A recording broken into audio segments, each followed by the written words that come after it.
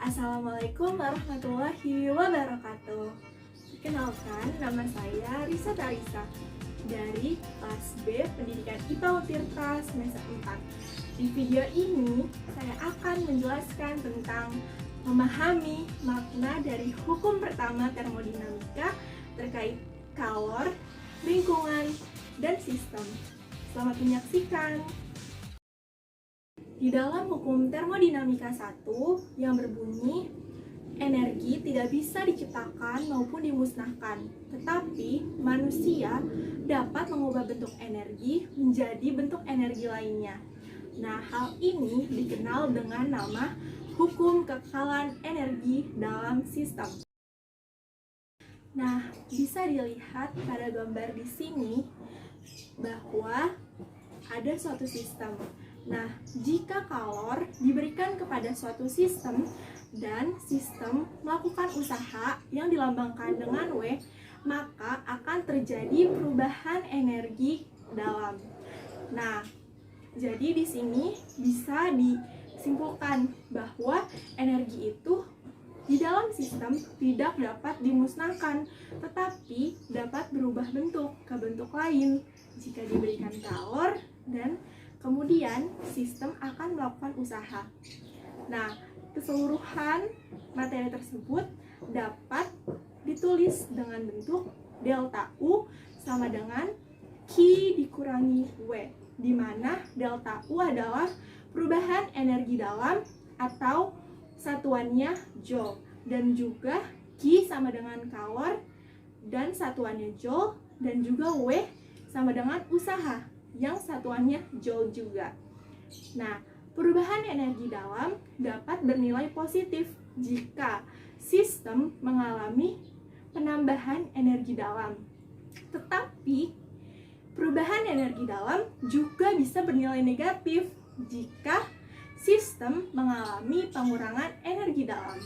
Kalor bisa bernilai positif jika sistem menerima kalor, dan kalor juga bisa bernilai negatif apabila sistem melepaskan kalor. Usaha bisa bernilai positif jika sistem melakukan usaha, tetapi usaha juga bisa bernilai negatif jika sistem dikenai usaha. Nah, selain hal tersebut, di dalam sistem juga terjadi proses-proses. Yang pertama, ada proses isobaris. Isobaris ini berkaitan dengan tekanan tetap yang terjadi pada sistem. Yang kedua, ada isotermis yang berkaitan dengan suhu tetap atau bisa dilambangkan dengan delta U sama dengan 0. Nah, yang ketiga ada isohoris yang berkaitan dengan volume tetap atau biasa disebut juga dengan isovolumis atau isometrik, di mana W sama dengan 0. Nah, yang selanjutnya ada adiabatis atau di dalam sistem tidak terjadi pertukaran kalor yang bisa dilambangkan dengan Q sama dengan 0. Nah, tadi kan kita sudah banyak sekali membahas tentang sistem, tentang lingkungan. Kira-kira apa sih definisi dari sistem itu sendiri? Nah, jadi sistem merupakan bagian dari jagat raya yang diperhitungkan. Sedangkan lingkungan adalah sebuah batasan yang nyata atau imajinasi yang memisahkan sistem dengan jagat raya. Tahu nggak sih, ada 3 jenis sistem berdasarkan jenis pertukaran yang terjadi antara sistem dan juga lingkungan. Nah, yang pertama ada sistem tertutup, yang kedua ada sistem terisolasi, dan yang ketiga ada sistem terbuka. Nah, yang pertama itu ada sistem tertutup. Nah, di sistem tertutup ini terjadi perubahan energi antara panas dan juga kerja, tetapi tidak terjadi pertukaran antara benda dan juga lingkungan. Contohnya apa sih? Nah, contohnya itu ada rumah hijau, di mana terjadi pertukaran panas, tetapi tidak terjadi pertukaran kerja dengan lingkungannya. Nah, adapun sifat pembatas dari sistem tertutup ini, yang pertama itu adalah pembatas adiabatik, yaitu tidak memperbolehkan terjadinya pertukaran panas. Nah, yang kedua ada pembatas rigid, di mana tidak memperbolehkan pertukaran kerja. Nah, yang kedua ada sistem terisolasi. Nah, di sistem terisolasi ini tidak terjadi pertukaran panas, benda ataupun kerja dengan lingkungan. Nah, contohnya apa sih? Contohnya itu adalah wadah yang terisolasi, seperti tabung gas yang terisolasi. Yang ketiga ada sistem terbuka. Di sistem terbuka ini terjadi pertukaran energi antara panas dan kerja dan juga antara benda dengan lingkungannya. Nah, sebuah pembatas dalam sistem terbuka ini memperbolehkan pertukaran benda yang disebut dengan permeable. Nah, contohnya itu terjadi pada samudra. Nah, yang selanjutnya itu ada keadaan sistem dan persamaan keadaan. Nah, keadaan sistem adalah sifat-sifat yang mempunyai nilai-nilai tertentu apabila sistem ada dalam kesetimbangan pada kondisi tertentu. Nah, keadaan sistem ini dipengaruhi oleh beberapa variabel. Yang pertama, ada variabel yang nilainya tidak bergantung pada besar dan ukuran sistem. Nah, variabel ini biasa dikenal dengan variabel intensif, yakni meliputi suhu, tekanan, massa jenis, volume molar, dan sebagainya. Nah, yang kedua ada variabel yang nilainya bergantung pada besar dan ukuran sistem, di mana variabel ini biasa disebut dengan variabel ekstensif yang meliputi volume total, massa, jumlah mol, dan sebagainya. Nah, hubungan antara variabel-variabel sistem dinyatakan dalam persamaan keadaan gas ideal yang bisa dirumuskan sebagai berikut. PV sama dengan nRT. Nah, tadi kan kita sudah mengerti tentang keadaan sistem kan? Nah, selanjutnya itu ada pengertian dari persamaan keadaan. Nah, persamaan keadaan ini merupakan persamaan termodinamika yang menggambarkan keadaan materi di bawah seperangkat kondisi fisika. Nah, gunanya apa sih? Gunanya itu untuk menggambarkan sifat-sifat fluida, campuran fluida, padatan, dan bahkan bagian di dalam tabung.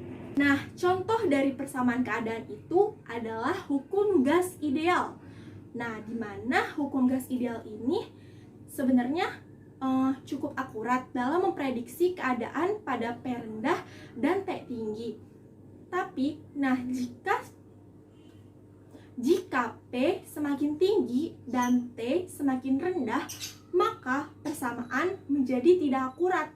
Nah, saat ini tidak ada persamaan keadaan tunggal yang dapat dengan akurat memperkirakan sifat-sifat semua zat pada semua kondisi. Nah, yang selanjutnya itu ada gas ideal. Jadi, gas itu bisa dinyatakan ideal bila memenuhi hukum gas ideal, yaitu hukum Boyle, Gay-Lussac, dan juga Charles dengan persamaan PV sama dengan nRT. Nah, terdapat beberapa faktor yang mempengaruhi penyimpangan pada gas ideal.